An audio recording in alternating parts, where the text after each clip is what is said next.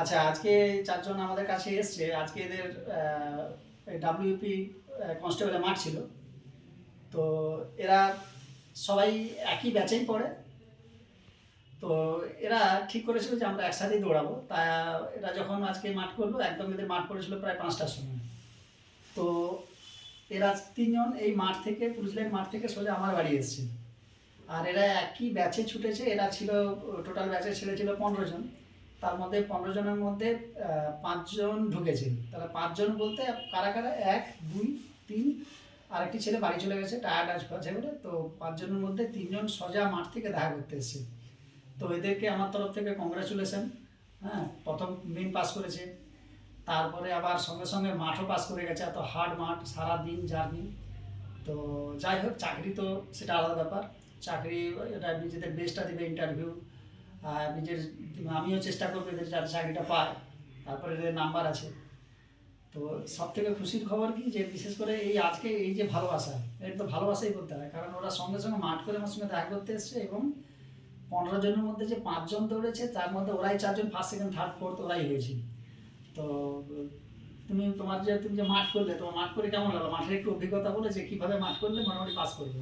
মোটামুটি একই রিদমে দৌড়াতে হবে। প্রথম টার্গেট রাখতে হবে 45 সেকেন্ডের মধ্যে কমপ্লিট করা। তারপরে একই রিদমে থাকতে হবে। আর শেষটা একটু জোরে মারতে হবে আর কি, কারণ শেষটাতে সবাই জোরে মারবে।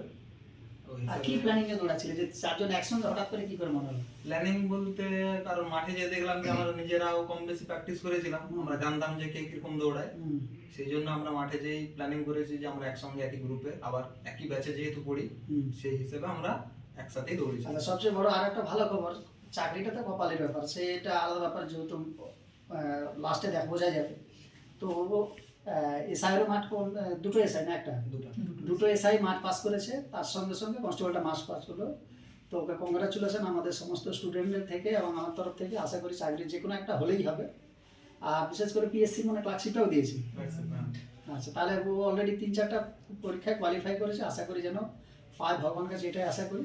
এও সেম ব্যাচ, একই ব্যাচে। এরা ভোর এত দূর থেকে সকালবেলা পড়তে আসে, ভোর 6:30টায়। তো এও দুটো এসআই মাঠ পাস করেছে, পিএসসি ক্লার্কশিপ পাস করেছে। তার সঙ্গে এই মাঠটা আজকে সঙ্গে সঙ্গে মাঠ করে, জাস্ট এই 5টায় মাঠ হয়েছে, সঙ্গে সঙ্গে এই 6টার সময় আমার সঙ্গে দেখা করতে এসেছে। সেম আনন্দপুরে বাড়ি।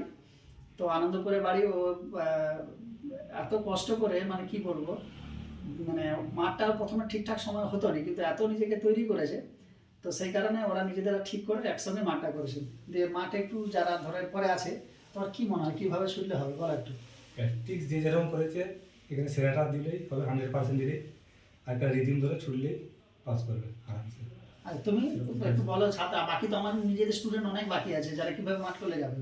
আমি বলবো আমার অভিজ্ঞতা যে এই প্রথম 4 পা একটা রিদিমে মারবে, রিদিমে দৌড়াবে, তারপর 5-6টা যখন হবে, তারপর একটু ফুল স্পিডে দৌড়ালেই মাঠ কমপ্লিট হবে। বাহ, শেষ পার করে শেষ পার। ঠিক আছে। এদেরকে আমার তরফ থেকে চাকরিটা, আবার বলছি যে চাকরিটা তো ভাগ্যের ব্যাপার, যার যেরকম নাম্বার আছে সেই বেসিসে চাকরি হবে।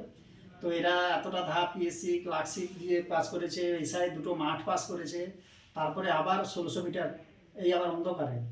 তো এদেরকে আমার তরফ থেকে কংগ্রাচুলেশন। এবং যারা মাঠ বাকি আছে, তোমরা নিজেরা শুনলে যে কিভাবে মাঠটা করতে হবে।